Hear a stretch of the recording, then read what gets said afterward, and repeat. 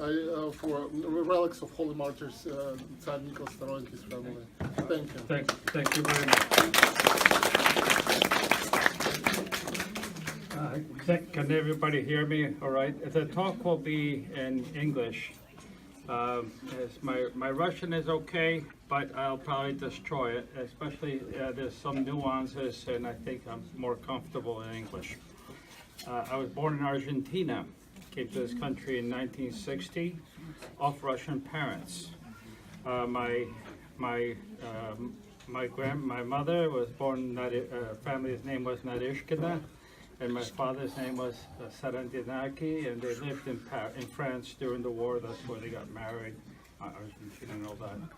Before that, my great grandfather was Lieutenant General Sergei Rozanov.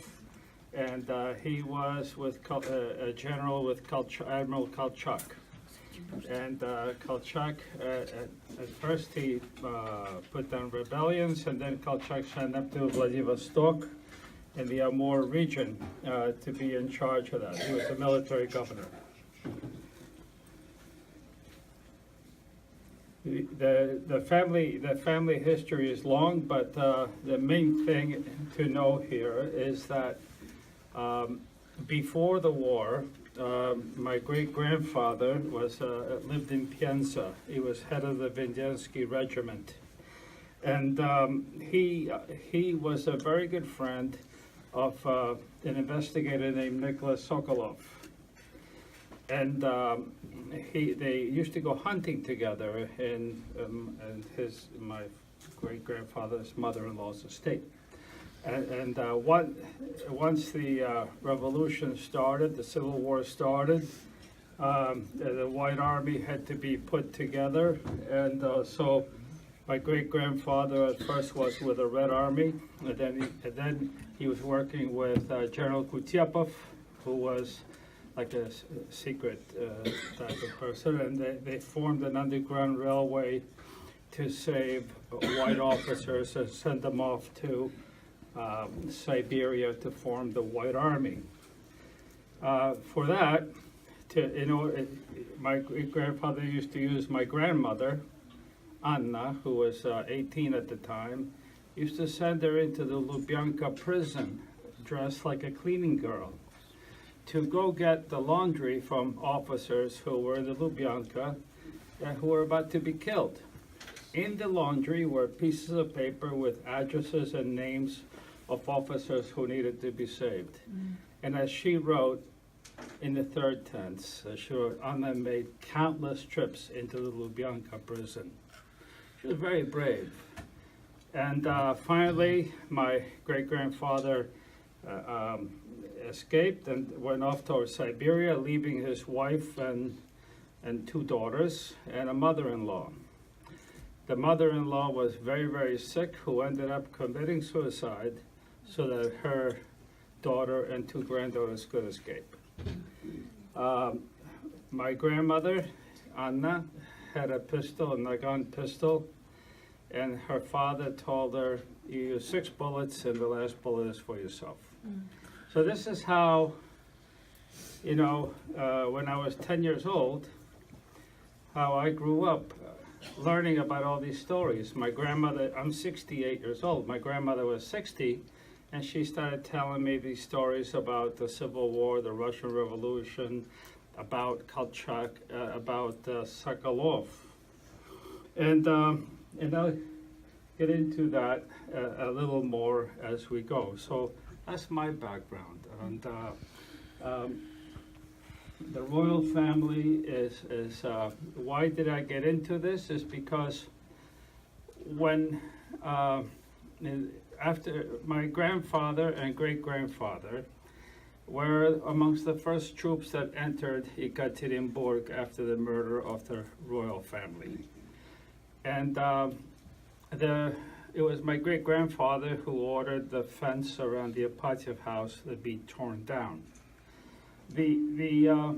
Everything that and my grandfather, Kirill Naryshkin, who was his adjutant, went to the basement and saw what was there. My great-grandfather could not do it. Didn't have the courage or just didn't want to. So that's how it started. Investigation was started by a man named Namyotkin and Sergeyev, and these two found a lot of information as to what the Reds had done. They did a lot of investigating, and they found the sites. But the White Army did not trust them, so they hired. So then my great-grandfather found out that his friend Nikolai Sokolov made it across the Urals into Ekaterinburg and introduced Sokolov to the general staff to do the job that he did. So everything that we know about the murder of the royal family comes from Sokolov in his book that was written in 1924.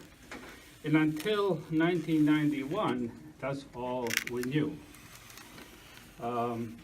So as you know, the family was taken, the royal family was taken, and the servants were taken from St. Petersburg to Tobolsk, and then eventually to Ekaterinburg. And basically, you know, as far as I could talk about the treatment and so forth, but I'll just talk about the facts that I have learned that we all know and so forth. The family ended up in Ekaterinburg, and they were put in the Apatyev house. The house no longer stands. It was torn down by President Yeltsin. I have a brick at home that I found before they built the church on the, over there. And this is how it was when the royal family was inside. There were two sets of fence. There was a machine gun emplacement in back of the house, and there was a machine gun emplacement in the church across the road. So this was torn down, and the whites came in. These are the killers. Yurovsky, Yermakov, Medvedev. So, and this is the site of the room in the basement where the family was taken. Famous pictures by Sokolov. So, they were, after they were killed, the family, the bodies were taken from the Apatyev house through the Pig's Meadow up into the Four Brothers Mine area. And as you can see, no, sorry, there. So this is where 11 bodies were taken by Yurovsky. And we, in our work, we continued Sokolov's work. And they put the bodies, this is Nikolai Sokolov.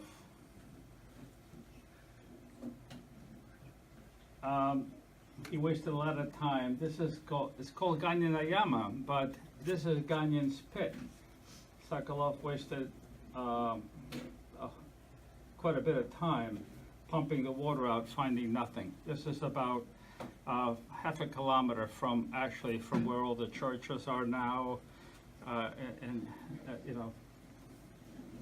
And so Sokolov right now, he's standing on the site of a bonfire. And this is what he found. There was a bonfire here, and behind is the open mine shaft that they threw the bodies in. They tried to collapse this open mine shaft by throwing grenades in there and so forth, and they could not. The bodies were, there was water on the bottom, and the bodies were just floating in very cold water. But funny enough, I think these people weren't totally drunk. I mean, they say, oh, they were drunk. No, they were not. there was a false floor underwater. Under the false floor, Sokolov found Anastasia's dog. So this was well thought of, except that one thing, there was a glitch. There was an expert that was supposed to come to burn all the bodies. They were supposed to burn all the evidence. Except he fell off his horse and broke his leg on the way there. So then Peter Yermakov, the second in command of the execution squad, took over getting rid of the bodies. Well, they weren't really adept at doing that type of thing, and they tried to burn, at least as we know from looking at the evidence, 4 bodies. Alexei, Maria, Demidova, and the Tsar. And the bodies by that time were really not recognizable because they had bloated so much. This is the site work excavation done by Sokolov. This is the mine shaft where he dug down. And this pile of stones here was taken from the bottom of the mine shaft. And then Sokolov never had a chance to go through this. He left it for us. And I remember, like this little trench here and all that. We found some of his tools. We found proof of where he was. But also, he used to come to our house in France. He went to France after, well, let me just tell you that part. Sokolov went to Vladivostok, and then when the Red Army advanced on Vladivostok, he went to China with General Jeannin, taking with him the proof of the murder.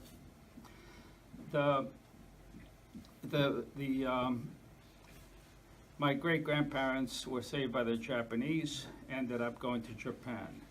And then Sokolov and his wife, with the proof of a murder, came to Japan. And tell him what the proof was, the box. Yes. There was a little suitcase, the main suitcase that he carried. In there was melted fat, bullets, the Empress's finger, Dr. Bodkin's dentures, the Empress's earring, and some of those things are now at Jordanville. Dr. Bodkin's dentures. If you go to the museum in Jordanville, New York, you'll see those items. But not all are there. Still some are missing, like the Empress's finger. And we believe it was her finger because there was one ring that she could not take off. So they just cut her finger off and just threw it into the mine shaft. И бабушка видала это. Она видала палец, который был. Yeah, so when she was telling me these stories, and they were carrying, the Sokolovs came to Japan, and my grandparents and the Sokolovs traveled together in one room on the ship, and the Sokolov box, the little suitcase, was kept under my grandmother's bed. And they all guarded, someone was always with this suitcase, all the way to Europe. And one day when she was sitting alone with it, she opened up the box, and when I was 10 years old, she told me what she saw. So I grew up with this.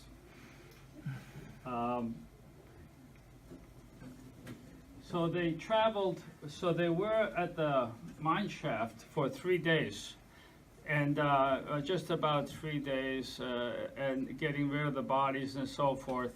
And finally, their leader, Galashokin, says, the whole town knows where, there were 50 people there waiting to kill the Romanovs, but the Romanovs already arrived dead. So they were very upset. So we found bones, we found different things that Sokolov found, but it was all food that these people had to eat. And so Galashokin says, get the people out of the mine shaft, and we'll take them back to a deeper mine on the road to Moscow, where nobody will ever find them. So this is the kind of truck that they used, and this is the Kentucky Road in July. And it's the same thing right now. It's, the road has not changed. This is the site where the truck got stuck. This truck came from the north, and there was water coming across this way. This is a very muddy area. So the truck got stuck all the way down to the body of the truck. So they took all the bodies out, and Yermakov and they all decided to dig a hole right here and to bury the bodies. But they only buried 9, later on we found out it was 9 sets of remains. 11 were killed. 2 were taken to the side and continued to be burned. Those was Alexei and Maria. They got rail ties from, there's a railroad line here, and there's a place where they had the rail ties, so they were able to make a bridge. Sokolov went across this bridge many, many times. He had hundreds of people going side by side, searching the woods for any sign of a grave. Never thought to look underneath the bridge. Would have made our life much easier, especially now these days with the identification. So, as the Kentucky Road goes further south, on this spot right here is actually where they try to burn the 2 bodies. And when we were searching for them, and this is Yermakov standing there, and in back of this photograph, in pencil, it's written, "I'm standing on the grave of the Tsars." And this is the suitcase that was carried. Actually, it's from St. Petersburg. It belonged to Alexandra Fyodorovna. And it's very small, really, but it had the total proof of the murder. The suitcase is now with the Sokolov's grandson, and in France, but the contents are not there. The contents are with our church and maybe private individuals. Some of there were bottles of melted fat, maybe with blood or whatever, at the church on the blood in Brussels, and the patriarch even sent 2 the metropolitans to look at it, but they looked at it and they walked away. Nobody bothered to check for DNA or anything like that. They were in the wall in the altar.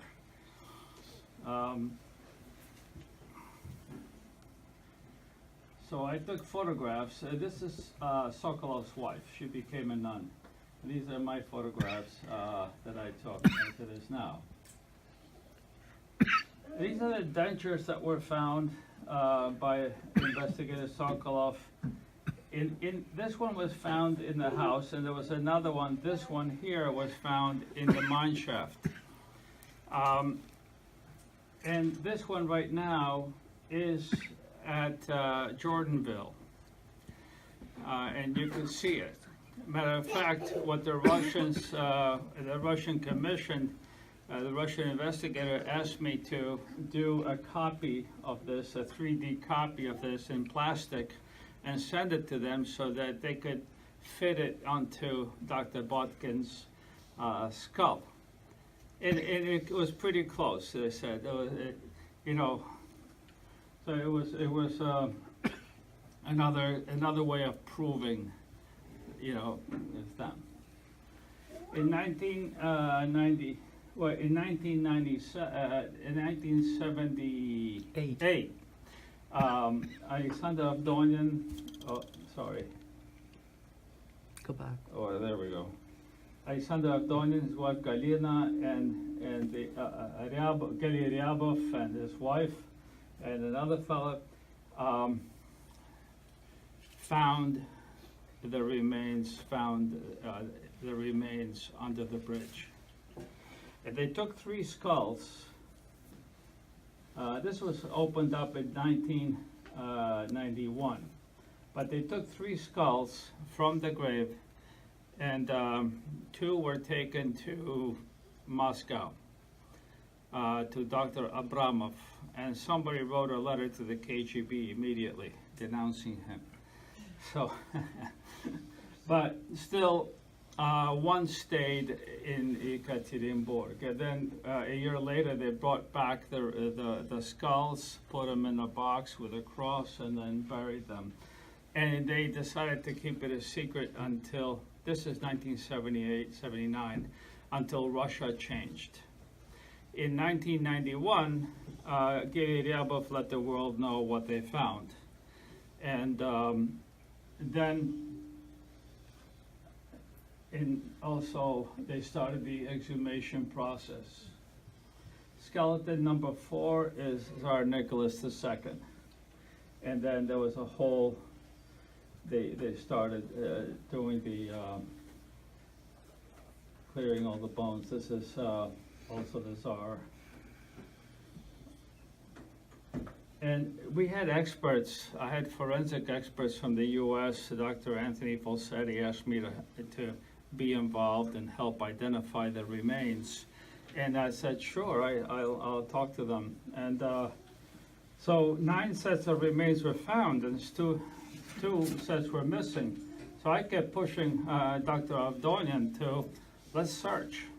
Let's continue the search.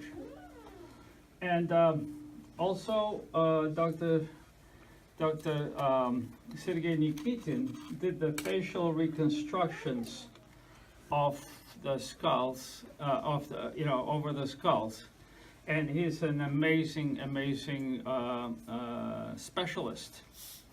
And he was able to identify every single set of remains, which was in contention with American scientists who went to Russia, also Dr. William Maples and so forth, and his team.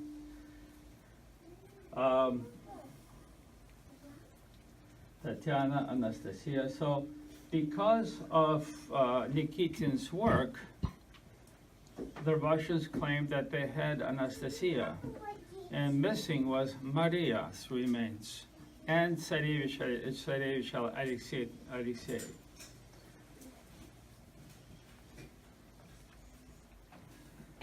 So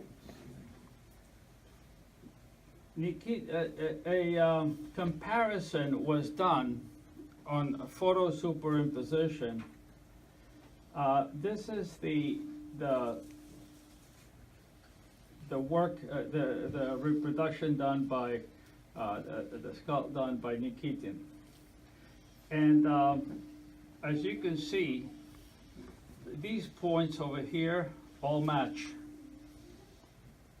and the shape of the head matches, as you can see when you superimpose these 2 photographs. Now, if you put Maria there, you can see that the skull does not match, and these points do not match.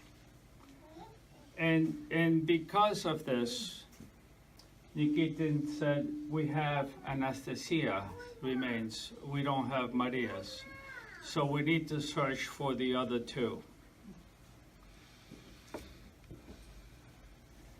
Nikitin came to my house in the year 2000 when we went to Denver to the West Coast, where he gave his presentation in front of the Academy of Forensic Science.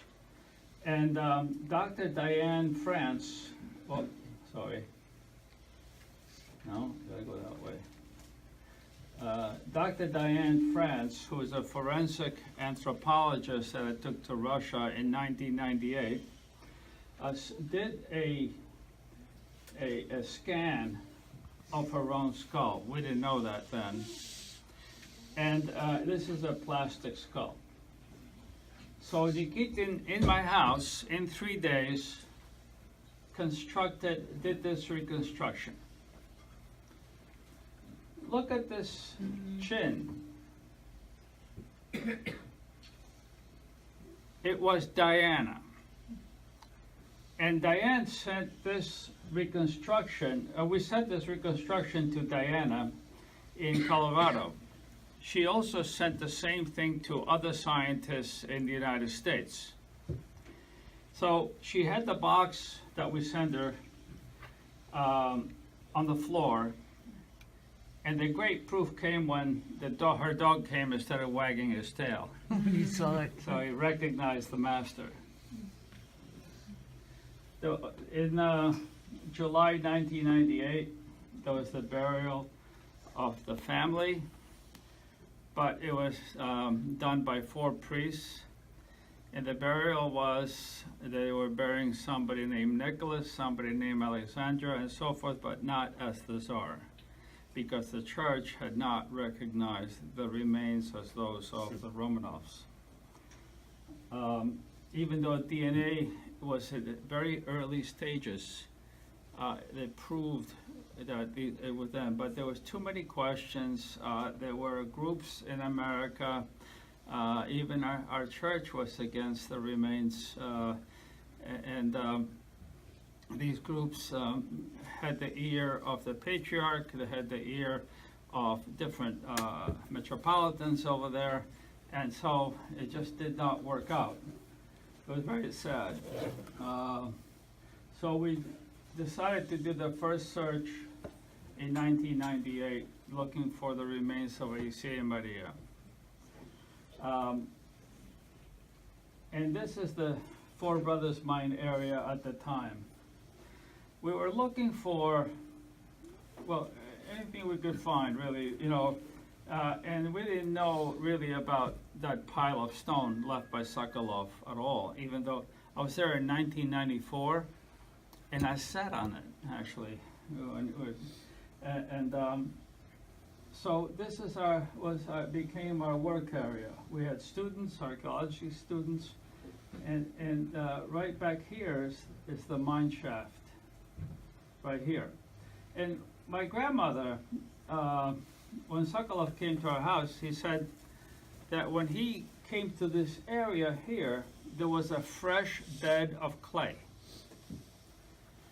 And so I always had that in my mind. So we continued, we found Nikitin found this pile of stone. We started sifting through it. In the mine shaft, we also found a red, not Play-Doh, but plastic, not plastic, wax, but, yeah, wax. And the Elisea always carried that in his pocket, so we knew he was there. We had the students, we were looking for anomalies. We didn't have radar or anything like that, but they did electromagnetic studies, and they also did working with sound, the ran sound, and were able to find anomalies that way, which we had to check.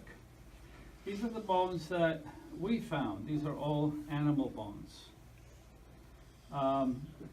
So seismic profiling was sound descent, and we were able to find different areas, but nothing was found. And then electromagnetic studies also, where it was early stages, and still all this was examined and explained. This is one of Sokolov's tools for sifting. This is Dr. Alexander Avdonian. That's me with him. So remember this pile of stone, right? Nope. Too quick. So on the Sokolov found 14 topaz stones. Oops, there. I found the 15th one in that pile of they're left by Sokolov. We also found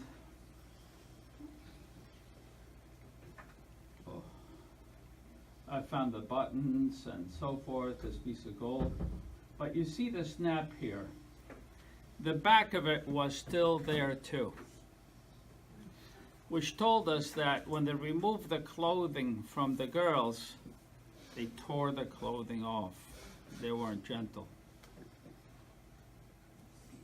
And so we found the same things that Sokolov found. I mean, these are the bones that Sokolov found, and we found basically the same thing, animal bones. I also found a bullet from a Nagant pistol in that pile. So every time I found something, I got a shot of vodka, so. And I left everything with them, and it's all at a museum in Ekaterinburg. And that was the pile. It started snowing, so we took the whole pile of stone into town and started sifting stone by stone by stone by stone. And that's how this beautiful place looked. And such a horrible thing took place there. But the place is so beautiful with the white birch forest. The second search was in June 1999. That's how the forest was. And I said, let's look for the bonfires. Why? Because the Sokolov, or the killers, said that they had the bonfire, then they moved the fire, dug a hole underneath the fire, and threw the remains of A.C. Maria into that hole. They moved the fire back, restarted the fire, and so forth. So it was a way of camouflaging the whole thing. And so we started searching for the fires, and in doing so, we found that underneath, like this place here, there was coal strewn all over the place. So the fires were dispersed. And right here is where Sokolov was standing. Remember the first photograph? This is the fire that he was looking at. There was nothing underneath that fire. The main thing is this is the open shaft. If you go to Ekaterinburg, right now there's a wooden walk above the mine shaft, and you're looking at the open mine, which is it's not deep anymore, and right next to it there's like a platform. Well, we dug down about 20 centimeters, and we found the signature of a huge fire. And the signature was already in the mode of brick clay, because the fire was so hot. And even found the melted neck of a bottle. We found a little piece of glass with L.O. London.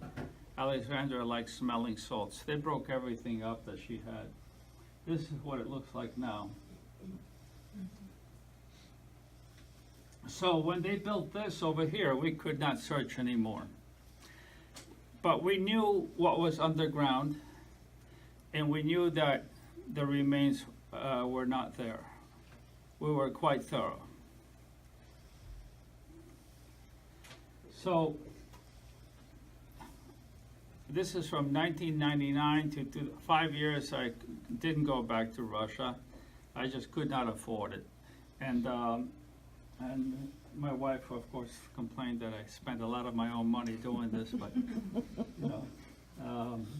And this is the site now, as it is, of where Avdonian found the remains, right here.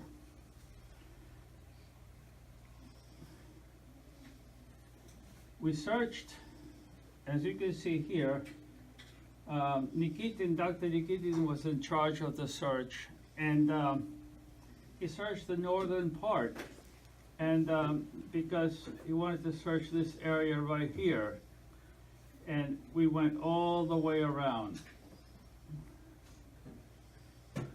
And frankly, not knowing at that point how to do the work, how to search, he wanted to have the ground leveled out so that the radar could work properly.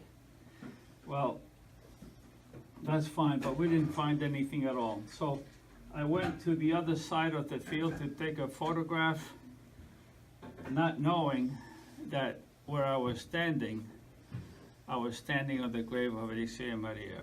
Mm-hmm. This is Vladimir Konstantinov with the radar, and he worked with me and he told, at that time, in 2004, he told me about Perm, about Michael Romanov. Because Michael Romanov, he said, was killed a month before the royal family. And he thought he knew, he said, I have some friends that might have an idea where we could find his remains. So this is Nikitin, who also did the facial reconstructions and leveling out the ground. And using radar, you can see where there's an anomaly. Unfortunately, that whole area, people had gone in with shovels and dug up everything. So we had to go back and dig up every single hole to see if it was original or not original. So it gave us a lot of extra work. And so this is where he's working. And we found no signs of the two. So this is the map of the work area. So this is where Nikitin and I worked, all this area here. Still to be done, searched, was this area over here. I always kept looking at it, you know, and I even walked over here to take a photograph as they were working there. This is the Kaptiki Road. This is where the first grave is. And this is the spot right here, 70 meters away, where the remains of 2 children were found. But what was found? This is the area, the work done by an archaeologist, Sergei Pogorelov. This is all that was found from 2 children.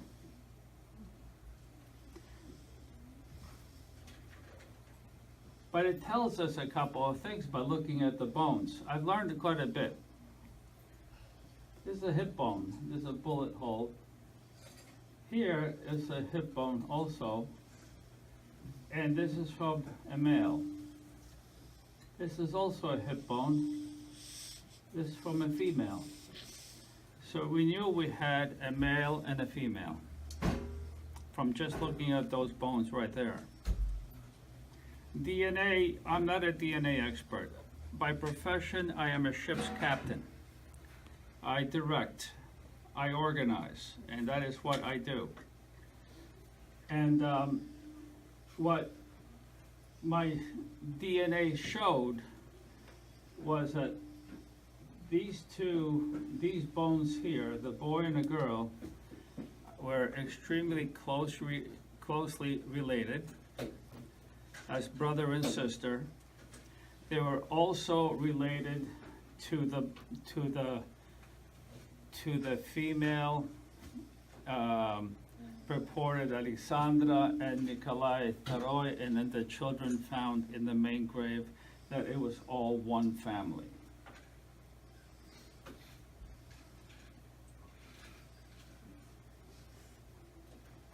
So this is the bone belonging to a young male.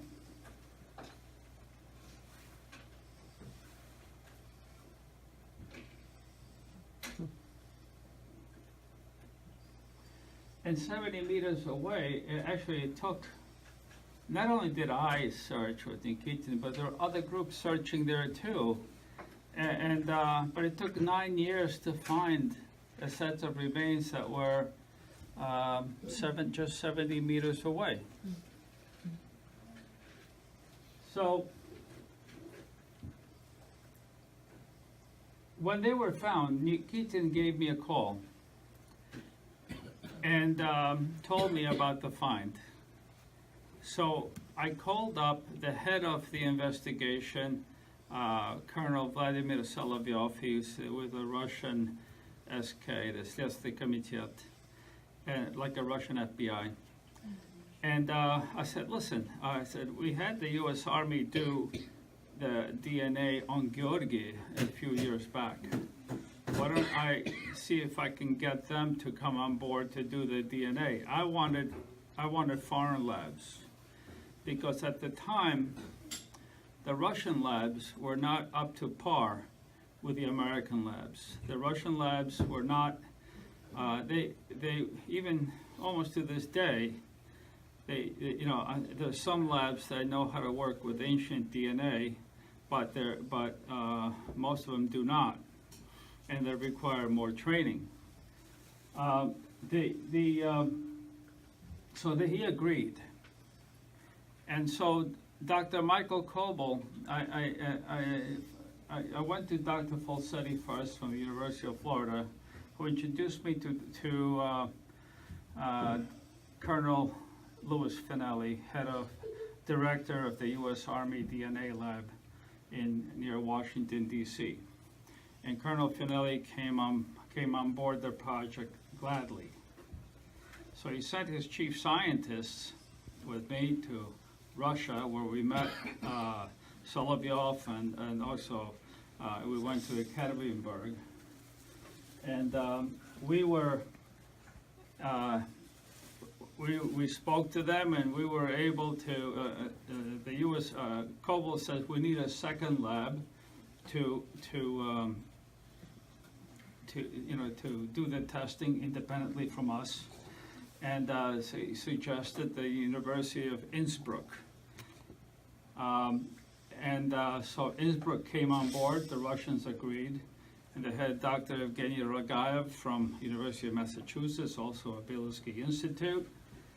And then the lab in Ekaterinburg asked that the U.S. Army help train their scientists, because they just spent $1 million worth of equipment, and the scientists weren't trained in their use. So the U.S. Army said, okay, we'll do it. And so did Innsbruck. So they came to America. 2 scientists came to America, 2 scientists went to Austria, and they were trained by them, by the U.S. Army and Austria. They brought with them the remains, and also Rogayev got into the act, and so he trained them as well. The scientists went back to Russia 3 months later. A plane went down in Perm, Russia. 86 people, I believe, had died. And in a month and a half, they identified every piece of body that there was. They will put it into a coffin so the families could have closure. Because of this work, cities all over, let me regress back a little bit. Moscow had a monopoly on the DNA work. So if you were in the city of Omsk or Tomsk or Minsk or whatever, and you wanted to you're in a police department and there was a crime and you wanted DNA work done, you had to send it to this lab in Moscow. It cost money, and it took a lot of 6 months to solve the crime, whereas the killer could continue killing. Well, because of this work, not only did we help the past, but we helped the future. Because DNA labs sprouted all over Russia after this. Mm-hmm. And also with the Romanov case, DNA, when it first started, DNA was at a lower level. And every time somebody did something, it raised the level of the DNA. It's a very important case for, the Romanov case is a very important case for advancing the DNA work. Even the last work that I did with the FBI, well, I'll get to that, but so these are some of the remains that were brought. It wasn't, you know, they don't need that much, just need a few little pieces. Also, what happened was, remember in 1891, Tsarevich Nicholas went to Japan, went around the world, also Japan, and he was attacked by San Sotsu, the policeman. And he was hit with a sword. And as you can see right here, the cut from the sword. And this is all part of his skull that was destroyed because of the sword. And when they poured acid, it destroyed it further. But the shirts that Nicholas wore that day were kept in the museums, the Museum of the Revolution. It ended up in St. Petersburg at the Hermitage Museum. Hermitage had a program where they were cataloging everything into computers, and they opened up the drawer and they found these shirts. Lucky for us, because Ragaev and the ladies from Ekaterinburg and Nikitin went to St. Petersburg, and of course the museum says you cannot cut the shirt. So what they decided to do was wet the blood, and they were able to get samples from of the blood from Nicholas II. Mm-hmm. And they were able to get DNA from a 117-year-old sample of blood. Wow. So now they had the actual DNA of Tsar Nicholas II from his blood. On December 4th, 2008,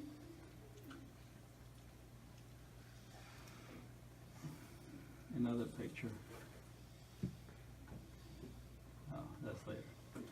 So on December 4th, 2008, Dr. Kobel sat across the table from the Russians.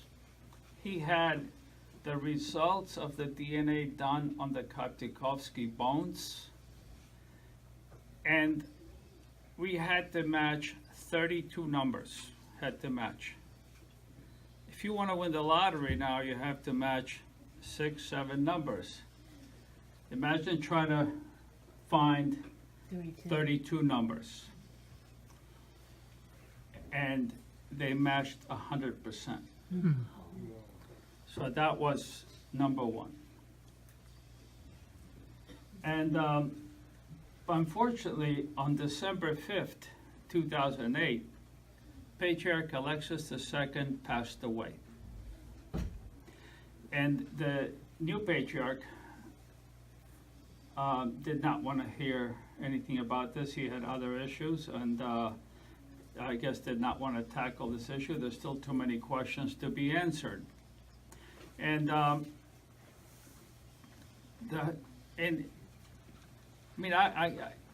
was upset, obviously, but I also agree with the church in that the church has the right. The church could not make a mistake, especially when we're dealing with saints. And I had, when they first did the DNA in 1996, Nikitin sent me the shavings from when they were cutting the bones, and he just scotch taped them on a piece of paper. And Masha's cousin came to America and gave me this piece of paper, which I put by my wedding icons. I went into the kitchen. I came back an hour later, my whole bedroom smelled like roses. I went to that piece of paper, opened it up, and from Nicholas II and from Dr. Butkin, the aroma was so strong, coming at me. Masha here is a witness to that. Her mother was a witness to that. Another one was when Kobo and I went back to get more DNA samples to Russia, and when they were cutting, they gave me some little samples from each one, so I was able to make an icon, which is now in San Francisco. Burlingame. Alex was living, my son is a deacon in the Orthodox Church in Burlingame, California. And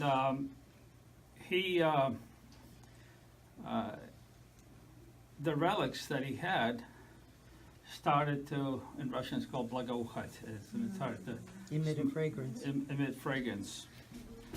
And so one day Metropolitan Valerian came there and Alex was driving him around and says, Your Eminence, come up, let me show you these relics. And nothing was happening. So Alex says, why don't we start praying? As soon as I started praying, it started again. So he says, so His Eminence said, well, right now just keep it under your hat because we really have to wait until, the patriarch makes the final decision as to the remains and so forth. So that was part of the, part of the whole story. Now, here you see a beautiful locket. It's a Fabergé that a man named Nikolai Bakhmakov from New York City, a Fabergé expert, bought an auction in Florida. He opened it up like he always does, and there was a picture of Alexandra Fyodorovna, and behind the photograph there was hair. Then a member of the Romanov family, a wife whose husband had passed away, took this picture frame, not a Fabergé, of Queen Louisa of Denmark. This is the Tsar's grandmother. She's the mother of Maria Fyodorovna, the Tsar's mother. And eventually sold it to Nikolai. And he opened it up. He also found lockets of hair inside this frame, purportedly belonging to Queen Louisa, or Nicholas's mother. But since the photograph is there, he felt it was Queen Louisa. So he gave, Bakhmakov gave some hair samples to to a lab, commercial lab in Washington, D.C., but they couldn't get any results. So then I was approached. And I contacted Dr. Odile Lorey. She is in the FBI DNA lab in Quantico, Virginia. Dr. Lorey also worked for the U.S. Army DNA lab when it was in Maryland. And she's really the one that did all the work on the Romanovs. So she's told me that this hair is over 100 years old. It doesn't have the roots or anything like that. I can't promise anything. But Dr. Lorey is at the FBI lab for a reason, because she's a real expert. She was able to develop new protocols in testing hair, or especially ancient hair. And and the results were amazing. The hair from the locket matched the mitochondrial. She could only get mitochondrial DNA, mother's line DNA, from the hair.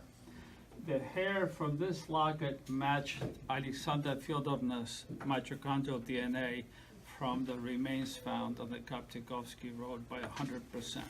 Wow.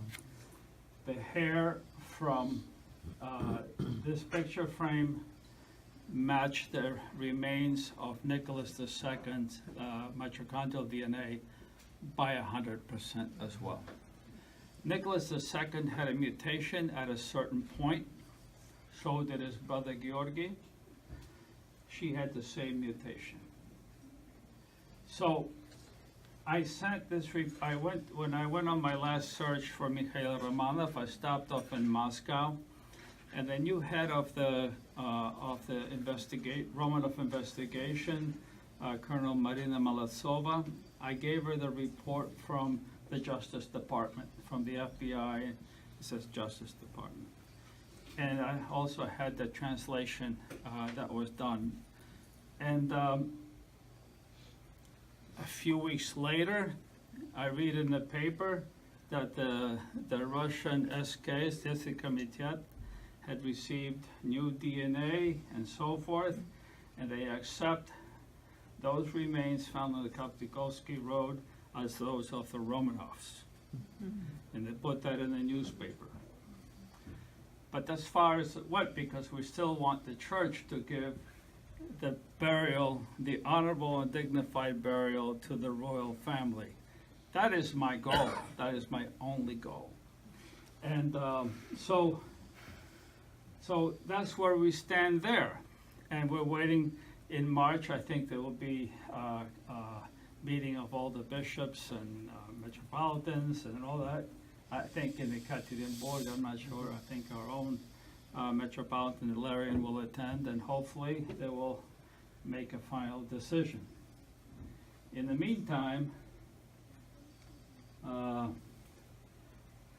started the search for Grand Duke Michael Romanov in 2009. I know this is drawn out, but this is work for the last 27 years. And I'm writing a book on it, which is taking a long time too. But Michael Romanov was sent from... Sorry. Okay. Michael Romanov was sent from St. Petersburg, was sent directly to Perm. And pretty much he walked around town, and first he was under house arrest, but he walked around town with his secretary, Nikolai Johnson. And everybody says Nikolai Johnson was Brian Johnson, an Englishman. Actually, he wasn't. He went to school with Mikhail Romanov. He was born in Russia, and he's also a pravoslavny, Orthodox Christian. So in 2009, they took us to a field that I'm looking at this forest. I said, this place is huge. And they also found that there were 9 different versions of where we could find them. I said, this is going to take a lifetime of work. I mean, I've been working on this case since 2009, that's what, 2019. I took off 2 years, I had cancer, so I couldn't go. But this is Konstantinov. We spent 3 days there. But he wasn't, it was very good that we started with him. And unfortunately, Konstantinov, in 2009, 2012, Konstantinov passed away in January 2013, diabetic and very ill man. So I contacted NecroSearch International from Denver, Colorado.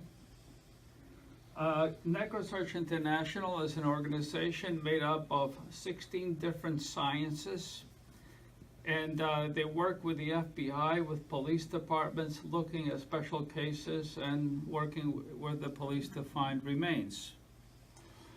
Also had Search Dogs UK. Mick Swindell trains dogs to find remains, trains dogs to find drugs, trains dogs to find DNA, trains dogs to find cancer, skin cancer, anything at all. And he is, so I brought him with me as well. And then a forensic archaeologist, Dr. John, and Dr. John is is helping us. And he won't come now because they have a hard time getting visas out of England. It takes you have to fill out a 6-page report. John Hunter. Dr. John complained to me saying that, I'm sorry, I'm not going to come. It's just, to fill out this visa application is crazy, so I'm not going to do it. So I said, okay. So I got a young man from southern Russia, an archaeologist, Dmitry Zhenyuk, who actually had a dacha on my family's former lands, and a fantastic young man. So we started our work with necrosearch, and the work was more, this is Dmitry Zhenyuk, this is Colonel Andrei Desmatinik, and these ladies are helpers here. She just published the complete archives. Nelly just published the complete archives on Mikhail Romanov, working with with all the archives. So, and this fellow here is the one that found the remains of Alexei and Maria. So they come from Ekaterinburg to help us dig. But what they use is a metal rod, and they go and they dig like this, And they're part of a club that these guys, part of a club that goes around to battlefields looking for remains of soldiers who were killed and whose bodies haven't been found. They found quite a few already. So we have to determine. John helps us determine the scope of work with the time allotted. We have. This is my son Alexander, Diakon Alexander, with his friends. He became very good friends with the church over there, and so we have good relations with the church, with the government, and so forth. So it's very important so that we can carry out our work and continue our work in Russia. This is how the dog works. Mick, what he does is with this stick, he makes holes, and the dog goes and smells those holes for trapped gases from decomposing bodies and so forth. The dog is trained that way, and it's just a work dog. Unfortunately, the dog passed away. We had a new dog last few years, right here, and so here he is making those holes. The first time he made 8,000 of them. So it's just labor-intensive work. Yeah, and you see, we have also other equipment. This is just a metal detector. That's the radar. And we were looking for the roads on which they traveled on, because it's all forest now. And what we found is when we just went to the forest and dug down, we found a cobblestone road that was built by German war prisoners in the 1940s to the 1950s. So and we figured, okay, a road will be built on top of an old road, but that is not. But that was a little further south than we were thinking. So this is pretty much. This is pretty much what we did. There's a jail right here. There's a jail over here. And there's a road called the Solikamsky Road that goes on the other side of the jail. And the old Solikamsky Road went this way, came up this way, and then went to the right and went up this way. Eventually the two roads met up, a few miles up. So when one road was being worked on, they would go on a crossroad that went this way. And we found the crossroad using our equipment. Our electromagnetic equipment, EM38, measures the amount of, we call it water the amount of water or the amount of влажность, humidity that the ground is holding, and if the ground is hard, where a road would be, it wouldn't hold us that much. But if the ground is soft, it will. And this is how we also search for anomalies, looking for places of burial and so forth. So the first year, we searched this area here, and it's very time consuming. This area was all forest. Without permission, I tore it down. And then we dug trenches, And we're fined for it. bringing the level of the ground down to 1918 and searching each trench with radar, with electromagnetic equipment, and with a dog. And then closing that trench with the ground from the next trench. And we walked our way over there. So the government wants us to continue. You know, I said, okay, you know, we talked money and so forth. I said, because this costs money, you know, and I said, I need your help. And so far, I haven't received that much from them at all. So, but I feel it's my, I cannot give up. You know, it's I started something. It's taking my life, really. So, you know, my wife told me to go out and get a hobby when I was 42 years old, and I did. And she said, no, this is not what I meant. Peter, I wanted to ask, you say you mentioned about 9 different versions where you could find the remains of Grand Duke Michael. But were those 9 versions, they came from like testimonies of witnesses of his death, or what? Yes, each killed. Well, what happened was the killers.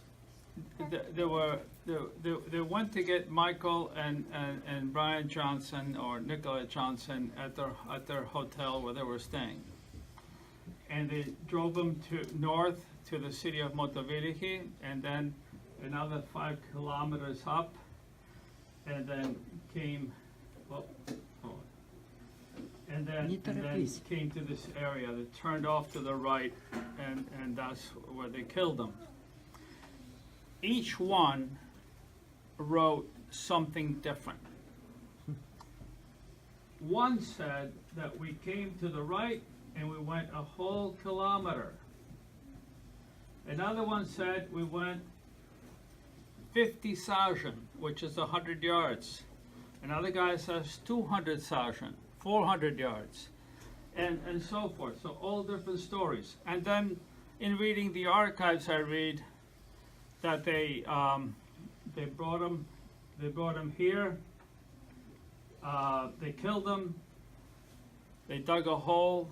They threw Johnson into the hole.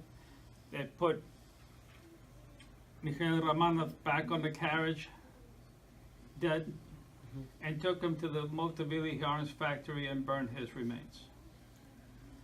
So that to me is more like one of the versions.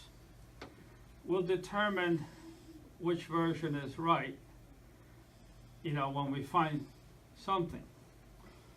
But another man said that after killing them, I went up and I carved the initials M, R, V, K. It's Mikhail Romanov Veliki Knyaz. It's Michael Romanov, Grand Duke. And that's what we found on the very last day of our search. We found the tree. The tree. You see, like right here, M, R, and then it's very difficult to see this part here. Wow, how'd you find that? But It was way up. Wasn't it up? Didn't it grow up? No. I was in Russia 3 weeks ago, and I showed them our finding. And this is a major clue, because right below this tree is the start. We were looking for, let's regress a little bit. When they came up they came up on 2 carriages. The killers came up on 2 carriages, and they said, we can't go any further. You're gonna have to walk up the hill or whatever, right? And that's where they killed them. So we were looking for a road that goes up the hill, and we couldn't find it. And on the very last day, 3 years ago, I saw the cut of the grass, like going like that, I said, that must be part of the road. But I wasn't sure. And this lady is a forensic botanist, Crystal Strauss from NecroSearch International. I decided to bring her back over there. She was there before to maybe help us out date the trees. And that's very important because we find that most of the forest is relatively young. Even the big ones, like this, 3 meters across, or not across, but 3 meters around, they're 60 years old. This one here, the bark is reddish color on top, and it's really square on top. She said that's over 100 years old. So the Russians will determine the exact age by coring the tree, and they will also try to figure out how to, well, this picture here is one of the last pictures, but it shows you the road, the washed out road. And we found this out by talking to a young man, about 40 years old, who was tending to his cows. He says, finally I can speak to someone instead of my cows. and so we started asking questions. So we didn't tell him that we found the tree, but he says, was there a road around here? He says, oh yes, and he pointed to this road right here. He says, it went down the hill, diagonally down the hill, to where I was always looked at, to the spot where I always looked at. And that's what we're gonna be searching this summer. We're going to be searching around the tree, and we're going to be searching, and we'll be searching the bottom of the hill and also the road. There's also another spot around the corner, which is a very protected area that even Constantinus thought this spot looks unbelievable. But unfortunately, the ground has changed in a lot of these areas.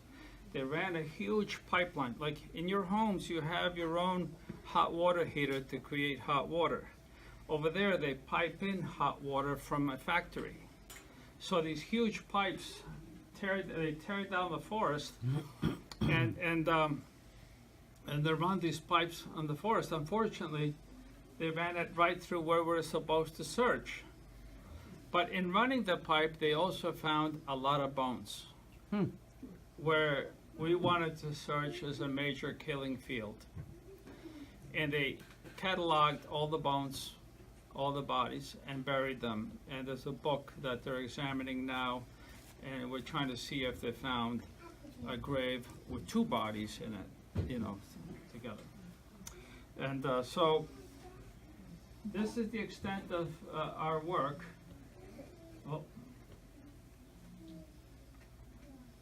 And this is the chapel built on that hill, and right next to it right now there's a bridge, but there was no bridge there before. And I asked the church, I said, why did you build a chapel there? And I got a song and a dance from the guy who really did it. He wouldn't tell us the truth. So I'm going to send my son Alexander, so it's black on black, Skirt to skirt. Maybe squeeze him a little bit, break his legs, But it's a beautiful chapel, and every year there's a Krestny Chod that goes from town, from Motovilihi, where there's a huge monastery, and they walk 5-6 kilometers to this spot right here where they have services. They will also be planting trees. They planted already 13 trees in our honor, in honor of the Romanovs killed, and also I said I want 100 stoliat. Lipa is what in English? Linden tree. Linden tree. Linden tree, 100 linden trees that we'll plant along the side of the hill, just in memory of all this work and everything. So that's it. That's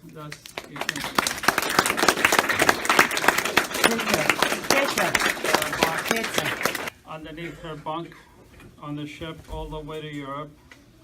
It was taken by Sokolov and my grandfather, Kirill Narishkin, to go meet Grand Duke Nikolai Nikolaevich to give him the proof of the murder.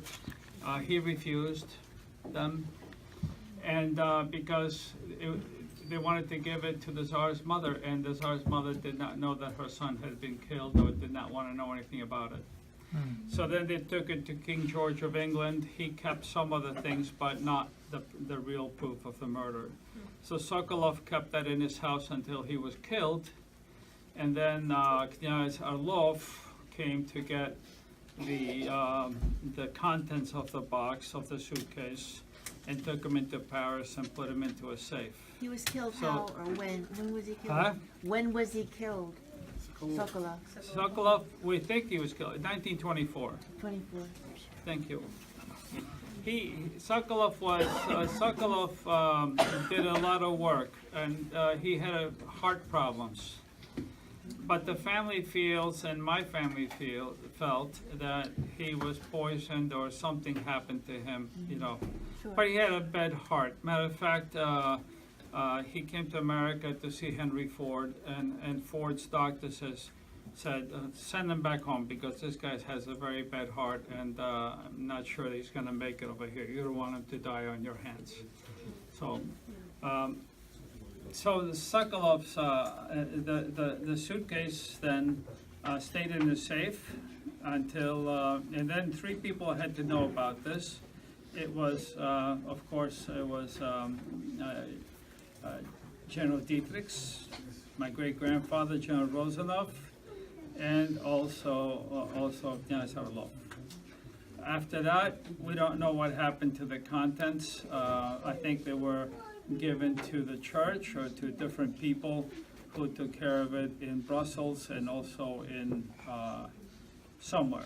I don't know. But eventually, they ended up in the church's hands, but not all. Yes, sir. I have a question. What are official reservations that the Russian charge is having against your evidences? What's that? What are official reservations that Russian charge is having against your evidence? They say that a lot of the questions have yet to be answered. It's a list that was created by the Russian Expert Commission abroad from the United States. Basically, you know, when you have evidence and you pass the evidence on to another one, and this was all done in a lackadaisical manner, and they convinced the people that this was all a hoax. This is not the remains. The church wants. The church has a very big PR problem on its hands right now, because all these years they convinced the people that these are not the remains. In fact, I was in Ekaterinburg, in the basement of the Church of the Blood, and I saw Bishop Vicenti was going over with an interior decorator on putting up golden lamps or whatever. And I introduced myself. I said, I'm Peter Sarandinaki. I live in New York. I said, but I don't know if you know Bishop Basil Radyanka. He's my wife's uncle. He says, I know Bishop Basil. And says, so right away we started talking. I said, so what are you doing? He says, well, we're putting kadili, putting up kadili by all the icons, and then we're going to be putting relics behind all these icons. I said, where are you going to get your relics from? St. Petersburg? Oh no, we don't believe in those remains. So this is way back, and they're still staunchly against.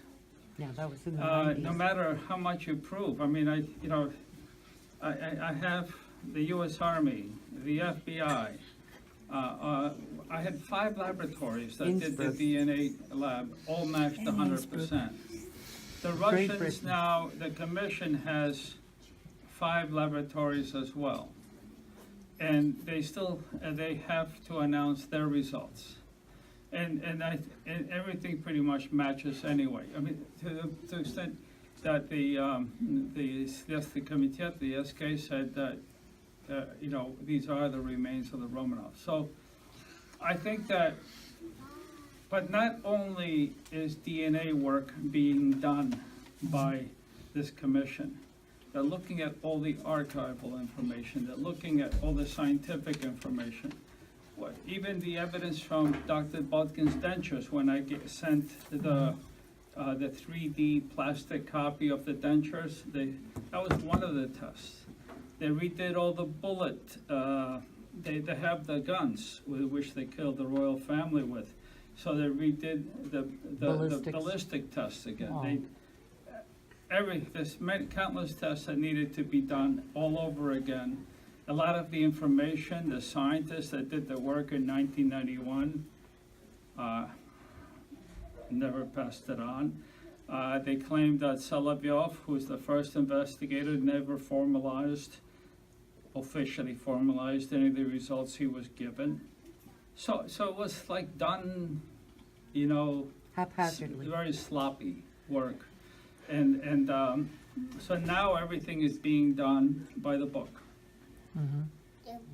And even though it's taking longer, fine, do it twice, do it 3 times, doesn't matter.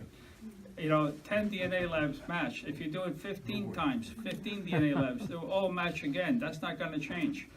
But, I think the big problem is the PR problem, because if in the Ekaterinburg, if you go to the Four Brothers mine area and you try to, they tell you something totally different. That never happened, So that when I said, really, I was there, and when my son served at the St. Nicholas Church, I took the igumen of the monastery and the top deacon, and we went over to the mine shaft. I said, all right, this is what you have here. I said, do you know what you have here? Do you know what's underground? And they looked at me, they stared at me with a blank look. I said, first of all, your walk is on top of one of the fires where they burned either part of the remains or the clothing of the children. So, and in this part of the mine area is where you under 20 centimeters of dirt, you'll find the remains of a huge bonfire. So this is what you have. And so they asked me, what about the remains? I said, they're not here. I said, you have part of their blood here in the soil. You have part of that yes, because bodies were burned, they bled here and so forth. But the remains are at the Koptikovsky Road that you don't recognize yet. 60,000 people went on the Krestny Khod in 1918, on July 17 in Ekaterinburg. 1918? 2018, sorry. Guess how many people, you're listening, Guess how many people went to see the remains at the Four Brothers Mine? 60. No. That's because the church has not totally accepted the remains as those of the Romanovs. And Metropolitan Ilarion named me the official representative of the Russian Orthodox Church on all matters dealing with the Romanov remains and so forth. So at least I have a letter to say, hey, I represent our church and so in all these matters, and so when I talk, I tell the truth. You know, I don't bend the truth. I don't, you know, I mean, you don't make up stories like these. No. You know, and so people have to. It's going to take time, and it's going to take a commission, and it's going to finally they say, oh, we did all the testing and everything else. Yes, we are not convinced these are the remains, so that people will have to follow. Because they thought that if they didn't do that, there would be a revolution in the church and they would lose people. Thank you very much. Thank you.